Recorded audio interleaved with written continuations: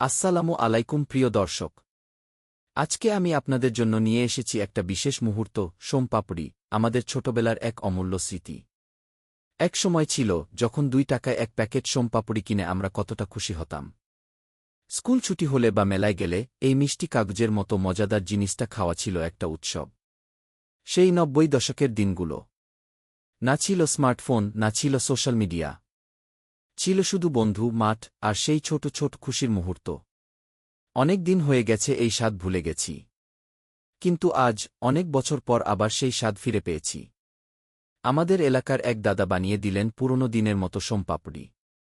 সত্যি বলতে, প্রথম কামড়েই মনে হলো আবার স্কুল ড্রেস পরে দৌড়ে যাচ্ছি দোকানের দিকে। বন্ধুরা, এই ভিডিওটা শুধু খাবার নিয়ে না। এটা একটা অনুভূতি, আমাদের হারিয়ে যাওয়া শৈশবের গল্প।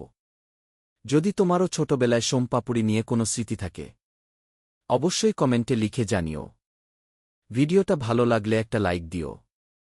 আর সাবস্ক্রাইব করে পাশে থাকো, যাতে আরও এমন পুরনো দিনের গল্পগুলো পৌঁছে দিতে পারি।